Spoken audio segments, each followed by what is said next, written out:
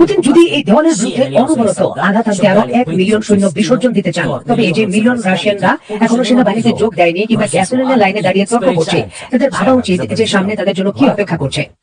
আমরা ইতিমধ্যে এই যুদ্ধ শেষ করার জন্য সমস্ত প্রস্তাব দিয়েছি, কিন্তু রাশিয়া প্রতিবারই তা প্রত্যাখ্যান করেছে। এই তো সাম্প্রতিক লড়াই চালিয়ে যাওয়ার রাশিয়ার স্পষ্ট আকাঙ্ক্ষা আবারও প্রকাশ পেয়েছে।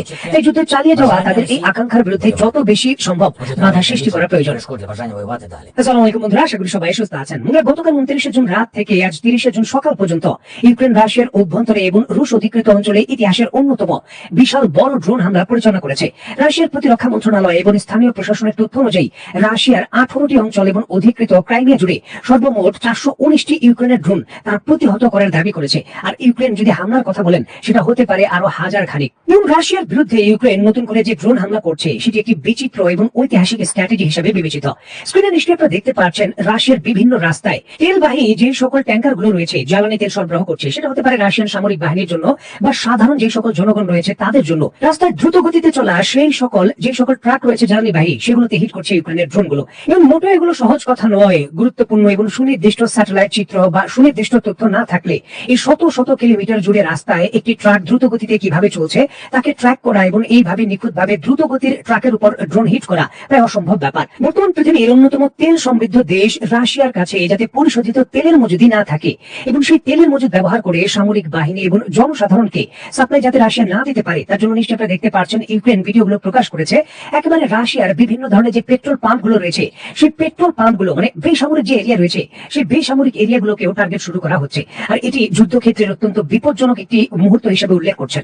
কারণ এর পূর্বে পুরো মস্কো জুড়ে বা রাশিয়া জুড়ে এইভাবে ব্যাপক ভিত্তিতে গ্যাসোলিন বা বিভিন্ন ধরনের জ্বালানি সেক্টরকে টার্গেট করার যে বিষয়টা, সেটি নজিরবিহীন। পূর্বে বিভিন্ন ধরনের বড় বড় তেল শোধনাগার বা বড় বড় যেই সকল স্ট্র্যাটেজিক ভাবে মিলিটারি যে অবকাঠামো রয়েছে, সেগুলোকে টার্গেট করা হতো। তবে এখন বিভিন্ন ধরনের পেট্রোল পাম্পে সরবরাহ করার জন্য ট্রাক লোড করা যে জ্বালানি তেলের ট্রাক রয়েছে, সেগুলোকেও সরাসরি টার্গেট করা হচ্ছে, যাতে রাশিয়া ফ্রন্টলাইন হোক বা অভ্যন্তরীণ ভাবে তীব্র জ্বালানি সংকটে ভোগে।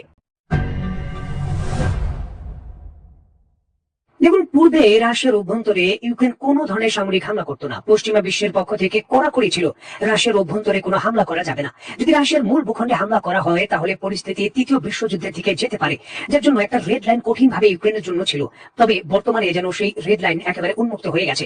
স্ক্রিনে নিশ্চয়ই আপনারা দেখতে পাচ্ছেন, আল জাজিরা থেকে শুরু করে দ্য মস্কো টাইমস, সকল সংবাদ মাধ্যমেই এই খবরটি প্রধান সংবাদ শিরোনাম হিসেবে প্রকাশিত হয়েছে। দ্য মস্কো টাইমস বলছে, পুরো মস্কোর ভেতর রাশিয়ার অভ্যন্তরে এই ব্যাপক ড্রোন হামলার কারণে অলরেডি রাশিয়ার 2 জন নিহত হয়েছেন এবং সামরিক ক্ষয়ক্ষতির এবং বেসামরিক ক্ষয়ক্ষতির পরিমাণও কিন্তু কম নয়। পুরো মস্কো এখন হাই রেড অ্যালার্টে রয়েছে। দেখুন, সামরিক বিশেষজ্ঞরা বলছেন যে ইরান এবং বর্তমান যুক্তরাষ্ট্রের যুদ্ধক্ষেত্র থেকেও বেশি গুরুত্বপূর্ণ এবং ঝুঁকিপূর্ণ পর্যায়ে পৌঁছে গেছে রাশিয়া এবং ইউক্রেনের যুদ্ধ।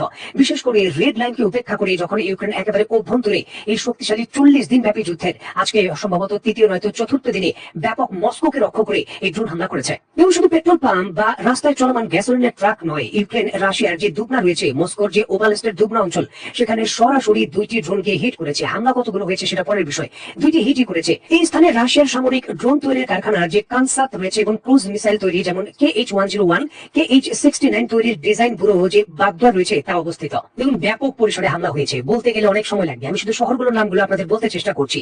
রাশিয়ার যে চেকভ শহর রয়েছে, কাসিডা রয়েছে, বোস্কেনস্কো রয়েছে, পালদিক্স পোসাদ রয়েছে, অন্টিসোভো রয়েছে, বেন্টেন্সি রয়েছে, রামেস্কোস্কে রয়েছে, টুপিস্ট্রন রয়েছে, যে কোলেমোনা রয়েছে, এই সকল অঞ্চলে প্রচুর পরিমাণে ড্রোন ভূপাতিত করার এবং সেখানে হামলার খবর পাওয়া যাচ্ছে। মানে রাশিয়ার বিরুদ্ধে চারো দিক থেকে ইউক্রেন বলতে পারেন ড্রোনের অনেকটা বৃষ্টির মতো যেন করেছে, এমনটা বোঝা যাচ্ছে। এখানে আমাদের সৈন্যরা 4টি এলাকায় প্রায় 400 মিটার গভীর একটি 3 স্তরের ইঞ্জিনিয়ারিং প্রতিবন্ধকতার লাইন ভেঙে ফেলেছে এবং রক্ষণাত্মক লাইনটি দখল করার জন্য লড়াই করছে। দেবপিলা অভিমুখে অত্যন্ত গুরুত্বপূর্ণ ঘটনা ঘটেছে। দেবপিলা অভিমুখে আমাদের ছেলেরা একটি সুস্পষ্ট এবং দুর্ভাগ্য বলে বিবেচিত 3 সারির ইঞ্জিনিয়ারিং প্রতিবন্ধকতার লাইন ভেঙে ফেলেছে।